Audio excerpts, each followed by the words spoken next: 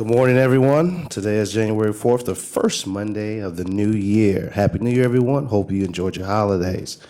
Madam Chair will now call the meeting to order. Roll call, please. Calling the roll, Mr. Hairston. Here. Mr. Jones. Mr. Jones is absent. Mr. Brady. Here.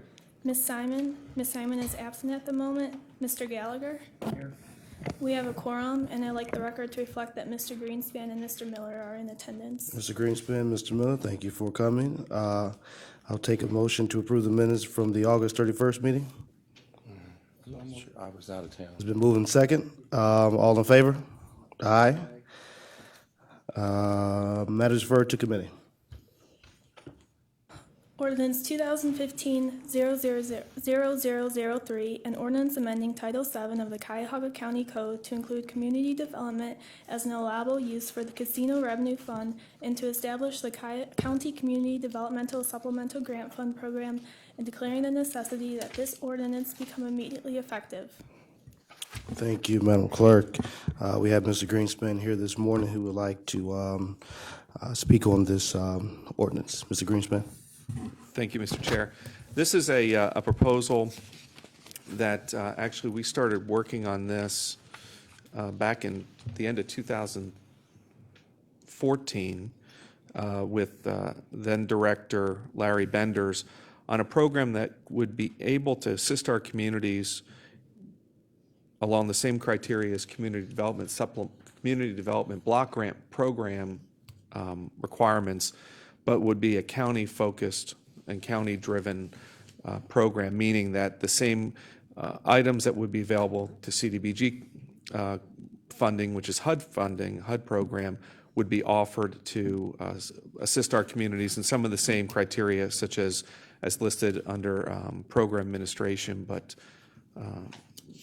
B4, I don't have a page number, but it's to assist communities with master plans, housing, commercial demolition, infrastructure, public safety, streetscapes, parks and playgrounds, and community and senior centers. The difference between this program and a CDBG program is that, number one, this is our own program, meaning we control the outcome of this program. It would be funded internally. I'll talk about the funding source in a minute. The requirement of, and CDBG programs, by the way, as most of us know, the funding must go to programs, projects in a low, moderate ITA area as determined by HUD. This does not have that restriction. This can be used by any community as long as it meets the following, the criteria that's outlined in here outside of a low, mod ITA area. The reason this was brought to my attention in my district, one of my communities was working on a project that received CDBG funding. The county provided was the catalyst for it. And literally the road that was being worked on, half the road was in the CDBG area, the low mod area, and the other half was not. And the city was challenged in that they were having funding provided to assist with the development of basically most of the project, but not all of it. This funding would then be able to be used to supplement that, in that instance, that program. But it does not necessarily need to be, and we actually made language, amended language in here that said that funding may be provided in conjunction with. So it's not a shall, it's a may.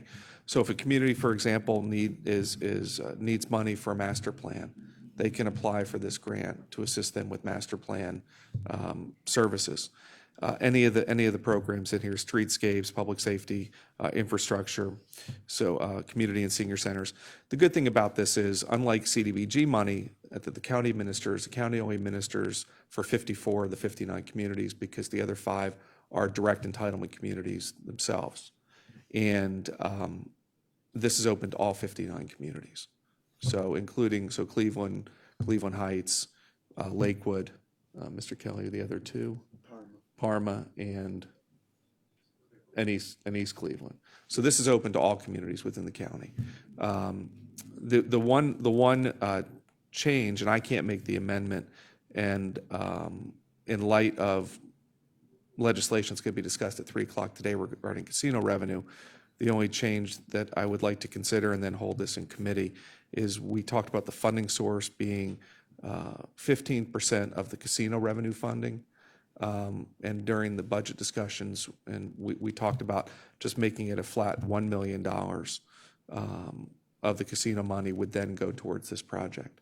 So the only recommendation I would encourage is the amendment to $1 million, but then have this legislation sit in committee, pending Mr. Schron's legislation at 3 o'clock. But I can't make that motion, so I leave it up to members of the committee. Mr. President. Mr. Chairman, I'm glad we're beginning this discussion at the this early in the year. I'm trying to get to the bottom of the issue, but I need some help.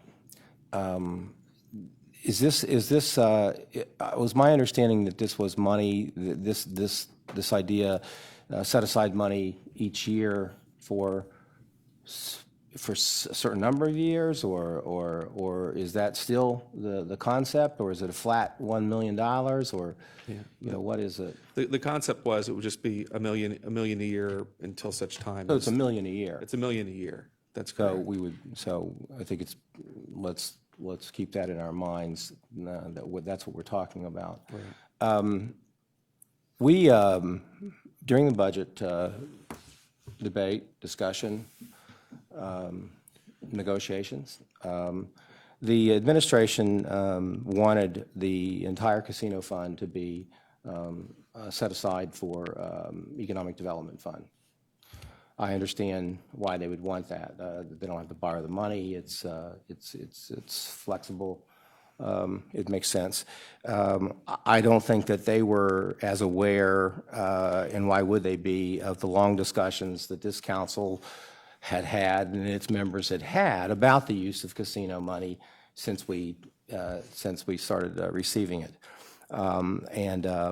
So what we did, as you all know, is that we set aside half of the casino funds, but the burden that goes along with that now is that we have to decide how we're going to, what kind of criteria we're going to use to appropriate the other half, and so the burden is on us to do that now. So I think that this is the beginning of a very important discussion that we're all going to live with for a while. So I think this is part of that discussion. I understand, I remember your Councilman, your discussion, your interest in trying to find out how you could help some communities that had needs, but that weren't easily, didn't quite fit the criteria of the federal government and CDB block grant funds, and yet they also had needs, and so I can understand how this would, I understand where you're coming from and what your train of thought is. Some of the things that I need to understand better, and probably because we just came off a holiday and I don't have that stuff in front of me, and I don't know if anybody else does either. No, perhaps they do. I'd like to know, what we've got in casino money. I don't remember, and how much of that, money we're talking about, what we've brought in since we started bringing in casino money, how we've spent it, where we spent it. It'll all sound pretty familiar, I'm sure, once we get to discussing it, and what's left, and at some point before the discussion's over, some kind of attempt to project, what's coming in, and then I'd like to hear from the administration at some point as well about what they've got cooking and what they're doing and what their thoughts are as well. And we'll continue, frankly, as it turns out, and I think it turns out well, we'll continue this discussion later in the day with the Economic Development Committee, because Councilman Schron has also introduced legislation. And so as far as I'm concerned, this is all part and parcel of the same discussion. So, and with that, I'll segue into, Mr. Chairman, Yes. I'd like to see if Mr. McIntyre can give us some information about Mr. McAleer, go ahead with the information. That's Thank the you, way I am. am. Not a problem. Trevor McIntyre. I told you it was early in the year. So, Mr. Chair, just to give a couple numbers to the committee, since July 2012 through December 2015, the casino fund has collected about $23.7 million in revenue, and those are quarterly distributions. Our last distribution was $1.8 million in November of 2015, and for 2015, we collected about $7.3 million. And to date, since the casino fund has been created, we had council and the executive has given about $17.8 million in loans. And we have a list of those we could go over if you would like, leaving about a balance of $6.1 million. We haven't distributed all those loans yet, but to date, approved loans total $17.8 million. 7.8 million, but all of those. were not- 17.8. But those were not all loans. Those were not all loans. The Playhouse Square, which totaled $4 million, was a forgivable loan, which they met their is not a loan. thresholds. I mean, Forgivable I'm loan. sorry, it's my opinion. And that's not all. No, so the other awards were $1.5 million to the East Ohio Gas 1717 building, $1.5 million, Was that a loan? that was a loan. Okay, tell me what was not a loan. I believe the only one that was not a loan was the Playhouse Square. How about Euclid? City of Euclid, it's half forgivable if they meet their fundraising. So that'd be $2 million. No, it's different. Right. Okay. Mr. Gallagher. Happy New Year, Mr. McIntyre. Thank you. The only, if there is a flaw in this, and there may be many that I'm not seeing, or there may not be any, there may be more. Do you have any numbers on what Cleveland has received in the gambling money? No, but I can get you that. That's available. But their chunk is greater than ours as the host community, correct? I would like to look at that. I think they do get more than us, but I would I like to think look we at that. need to so find I can out get you that. what they've gotten and how they've structured, how they're distributing their dollars.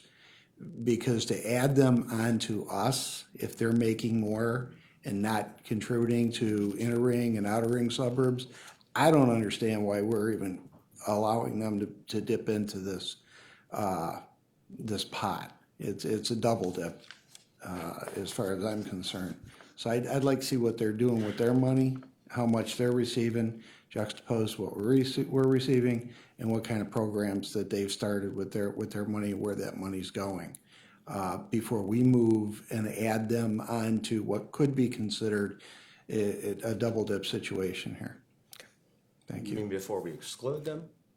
I don't want to exclude anybody, but if they're making more, and let's face it, how much have we put into, our original agreement was to allow downtown Cleveland to benefit from our share. I still don't know what they've done with theirs. And in Cuyahoga County, without Cuyahoga County, Cleveland, to me, obviously, wouldn't be what they are without the money that flows from the outer and inner ring suburbs into downtown Cleveland. And they benefited, in my opinion, greatly. I'm wondering where their money's going, what they're doing with their money, and do we allow them to dip into our pot? Does it make sense to allow Cleveland to be the only double dip? Well, Councilman. If that's a, Councilman, I understand what you're saying, but I don't think we can devise any kind of I certainly wouldn't be in support of any kind of an arrangement that would exclude the city of Cleveland, from casino money because City Hall receives money.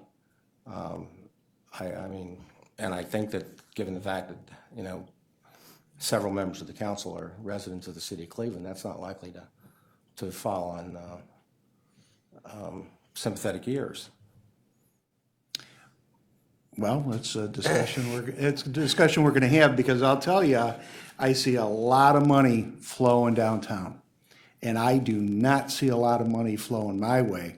And I think for the past 5 years, I've been very open as to my support of Cleveland and to my vote supporting money flowing into Cleveland. I just don't know if I can go back home and justify a vote giving Cleveland more than what's flowing back out my way. Well, I certainly can't go home and justify a vote excluding Cleveland, either. So, I mean, if jam there. they're already, let's not forget, they're already getting a cut.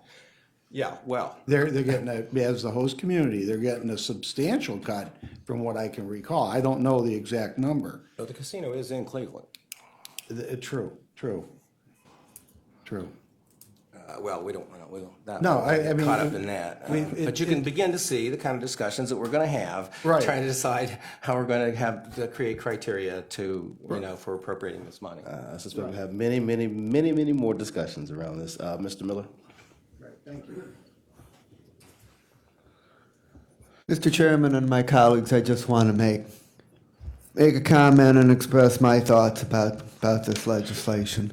And one of the key components of this legislation is that it makes community development an allowable purpose for the Casino Revenue Fund, and I strongly support that. I think a lot of the projects that need to be done don't have an immediate quantifiable economic development benefit, but they certainly have a longer term economic development in terms of the way they improve the quality of life or attractiveness or create special places in a community around which further economic development could be done.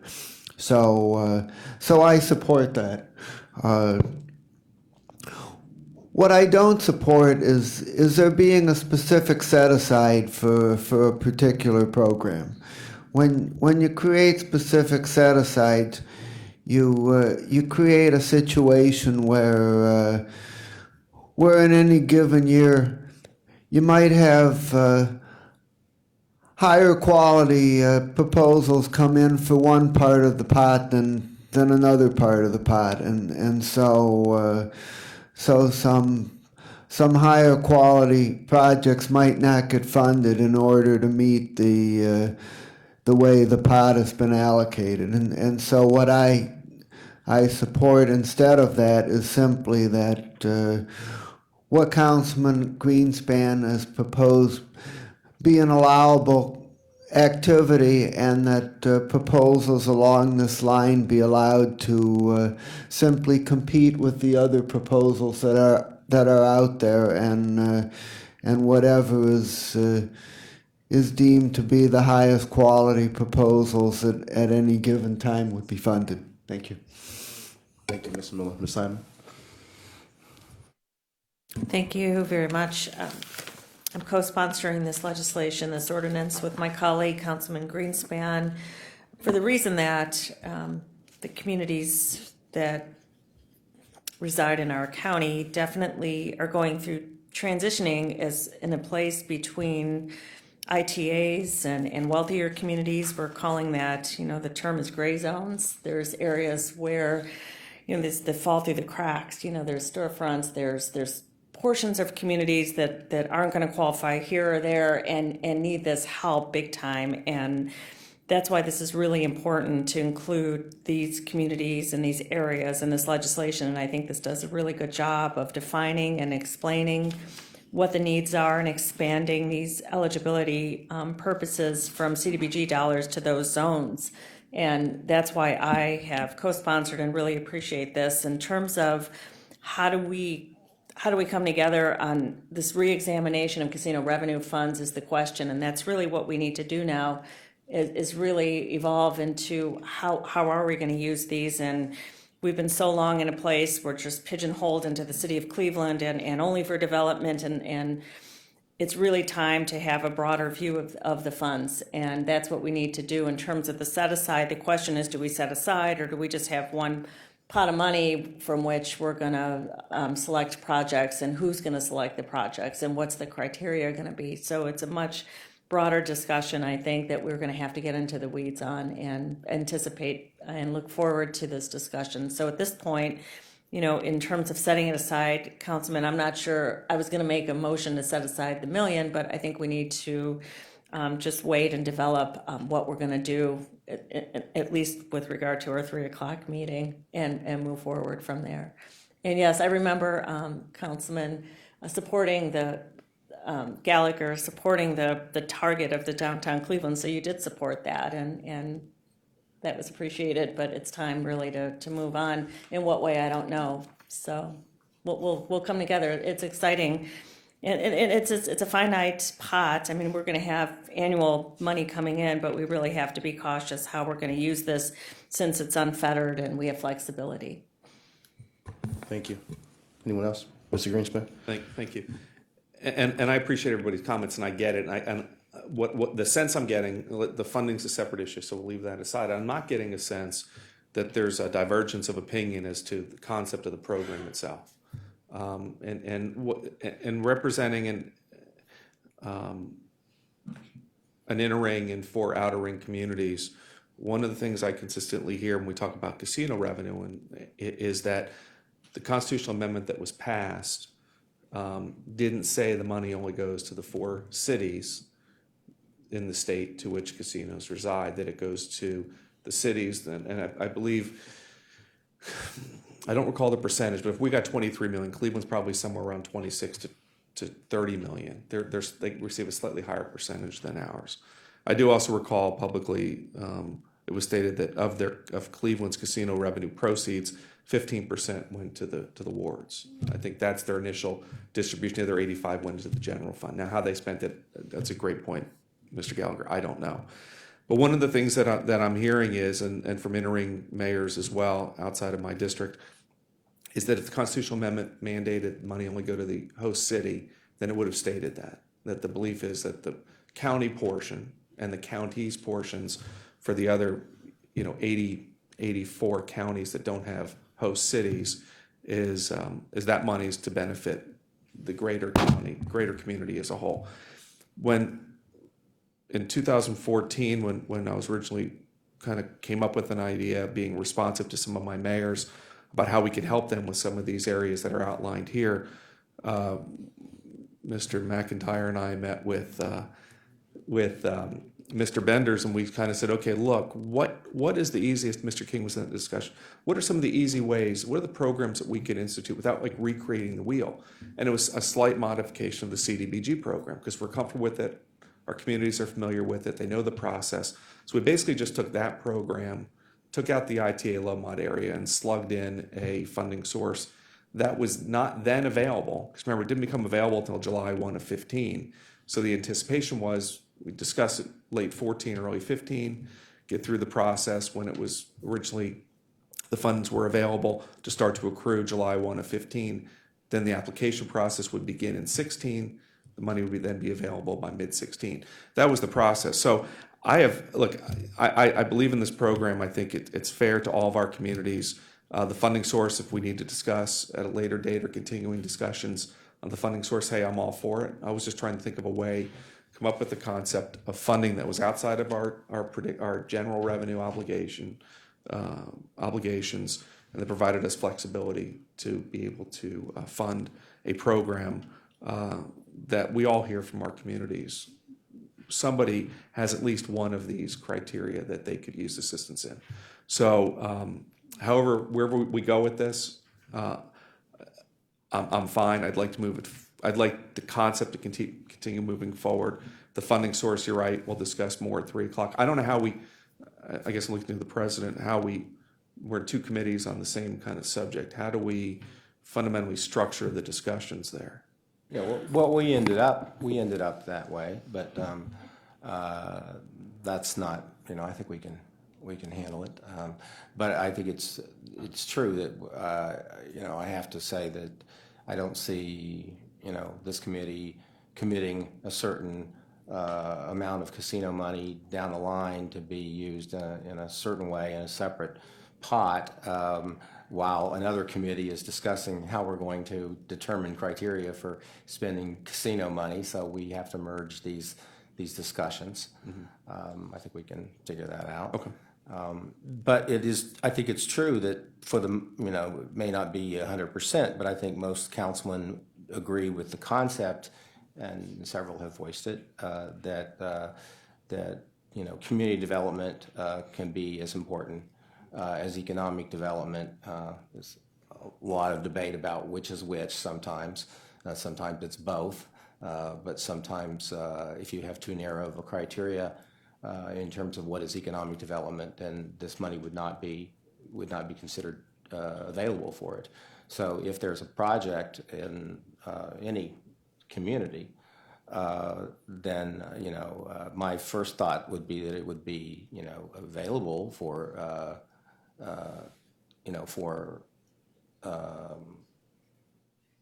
a proposal to come to the council to use casino money for it. I just don't want to, because I don't want to. We got to go back to the beginning of the discussion that we had about whether a project is of scale enough, or and so that we don't end up. And I'm not trying to be sarcastic, but I'm trying to make my point that we don't end up building gazebos and flagpoles in 50 communities.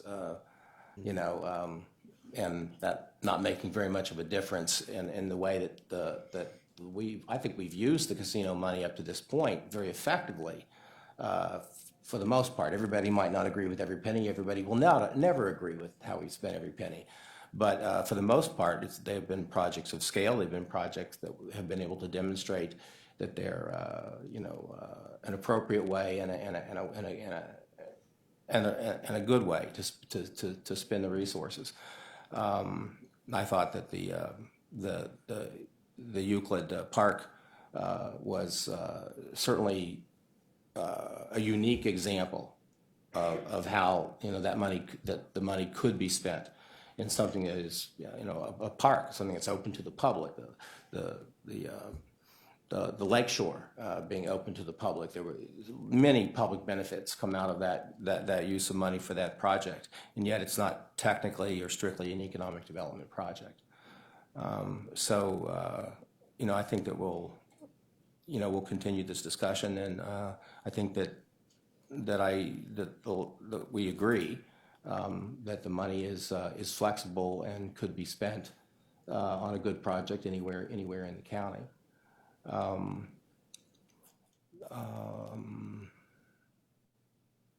So I know we're going to continue this discussion this afternoon. I don't know if you still want to make an amendment or not. It seems. No, I mean, at this point, first of all, I'm not a member of the committee, so I can't offer an amendment. But if it sounds like this is going to be the one issue that's probably going to require the most discussion as far as the funding source is concerned. And I mean, I'm fine with deferring the discussion until we hear more of this afternoon's discussion to see exactly what Mr. Schron's proposal is.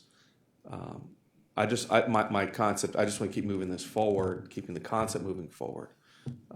That's because there are, we know if you look at the first item and to your point about flagpoles and gazebos, I know I get your point there, but there are a lot of communities, as an example, where master plans, they haven't updated a master plan in a while because they're challenged in receiving funding. So a community may get a $50,000 or $25,000 grant for their master plan, although not directly related to economic development or a major project, but is overall could be transformative to, especially the way Mr. Coyne runs the Planning Commission, could really be transformative as to the direction a community moves towards. I just don't want us to continue to delay the process to prevent our communities from taking advantage of some of those opportunities. But we have to also look at the landscape overall. We've got a meeting at 3:00 today where this funding source is also being discussed. So I don't want it to be looked at, though, that this funding, because look, we get general fund revenue all the time, and we decide under how it's to be appropriated. I just looked at this funding source as a similar type of revenue stream coming in, and we're determining how it's to be appropriated. One of a few years ago, we passed a road maintenance piece of legislation where we pick up for communities that are not in financial distress. We pick up 100% of the material costs for county road maintenance, And for communities that are in distress, it's labor and materials. So East Cleveland, Garfield Heights, Maple Heights, they don't pay anything for projects they submit into the county for road maintenance on county roads. The funding source we left, the funding amount we left up to the discretion of the administration on an annual basis. I don't know if we want to go there as well. This is more of a council-driven, and if we look at the source, it would come out of the council portion of the casino revenue. You know, we've kind of provided some guidance there in the budget. I just throw that out there as well. This is something I believe would benefit all of our communities in different ways, and I think it's an important piece of legislation. Thank you, Mr. Greenspan. Ms. Simon?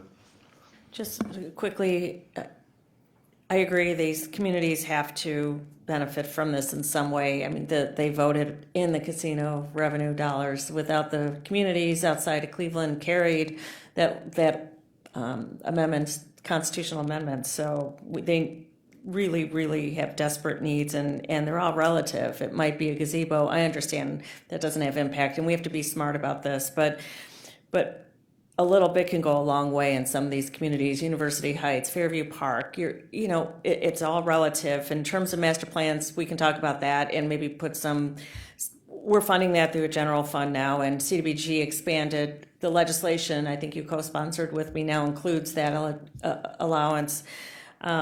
In terms of the funding source, I'm not sure so much that's the question as much as how are we going to allocate this particular funding source. Maybe I'm not on the same page, but I think it sounds like consensus is about using this money, casino revenue, for broader purpose, but then the question is, do we set it aside, do we allocate, or do we have a general pool of money and we have deadlines every year and communities can apply, and we're going to set these standards about impact and what it means to be able to get this money. So those are my general thoughts. Anyone else? Let me just say, I'm sorry, to Ms. Simon's point, she's right. Under E in this legislation, it talks about the evaluation criteria, and it is a one-year application. Everybody submits in at one time. The programs are identified, and then funding is then appropriated based on the 1 year. It's not a rolling application process like our economic development fund is. It's a defined program like CDBG, like storefront renovation. You apply, you submit application. I wanted to make this, when we sat down, as familiar to our communities and our administration as possible, so that we're not recreating the wheel. All we're doing is providing another tool, and the tool is consistent with current practices. This is a CDBG program, identically positioned, except for two things: no low mod ITA restriction, and the funding source is the county's funding source. Other than that, it's the same program that our communities are familiar with, and I would anticipate that the application process would be the same. I didn't want to make it confusing. I just wanted this to be as simple as it could be. Let's infuse some money into our communities in areas that I have heard in the last 5 years that they have been challenged in providing, in seeking and obtaining funding. And so that was the purpose. Everything is the same as CDBG, as I said, except low mod ITA is removed and the funding source is our own. Councilman, I'm sorry. I'm so used to Mr. Chairman. And I honestly think we're all on the same page. The problem we've run into since we've taken office with CDBG has been CDBG. Before we came into office, it was one of the most popular, most well-used programs, and the minute they put the federal money in there, the restrictions stopped the cities from using them. I think what we need to do is bring economic development directors in here who have been brought to meetings and supposedly were heard, and then come back and tell me we gave all these recommendations and nothing was implemented as far as our recommendations. That's where the rubber meets the road in this program, which is why I think it's exciting, is that these communities finally feel that they might have a shot at CDBG type money to do the processes within their cities that make the most impact. And it very well may be a storefront on Main Street in Berea, which I did have. That almost didn't happen, but the mom and pop, and it literally was a mom and pop, that bit the bullet and did the CDBG, and they had an economic development director who did all the paperwork for them, or they couldn't have done it. So we need to change the process, and we need to listen to these economic development directors within the communities who from what I've been hearing, would be excited to have a shot at these type of dollars without having to go through the hoops that CDBG provides right now for them to jump through, that nobody wants to jump through. So I think what we need to do, Mr. Chairman, is bring some of these economic development directors in here and let them finally have a public say as to, are they being listened to and what do they want in here? Because that's what's going to drive this, not us. It's going to be what their needs are, because they're on the ground listening to their smaller businesses, which really are what make our communities. So it is exciting. I don't necessarily want to exclude anybody, but I want it to be fair and equitable across the board and listen to the people that have been whispering in my ear very loudly that they're not being listened to. And my concern still is they're not being listened to. So if we can bring those folks in here from all over the county, and I think that they'd be willing to do that, as to how we do structure this and what needs to be taken out, what needs to be put in to make this more accessible, and it'll be a great success. So it's exciting. But we do have to talk a lot more about the money and the flow and how much is going to sit there, and are we going to cap it, you know. Got a long way to go, but it is exciting, Mr. Greenspan. Thank you. Mr. Gallagher, Mr. Brady. I just wanted to finish, I think, by saying that, you know, this is a fluid discussion, but it's someone we need to have and one we need to really focus down on and try to make the right decisions for. I know that in terms of Mr. Councilman Schron's legislation, that it is, you know, it's a work in progress. You've got more, you know, you've worked longer and put more thought into your proposal than Jack has yet.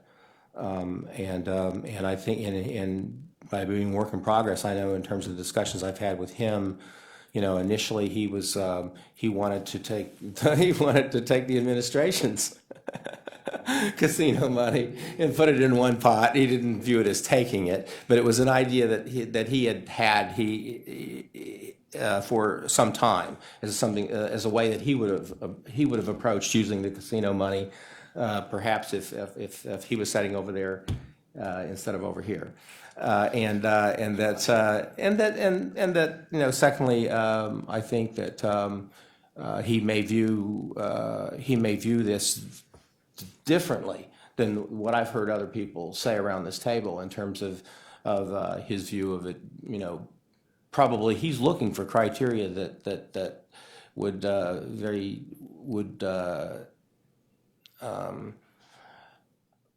look more like an economic development project. I'm just guessing than he would you know, something that we would view as a community development project.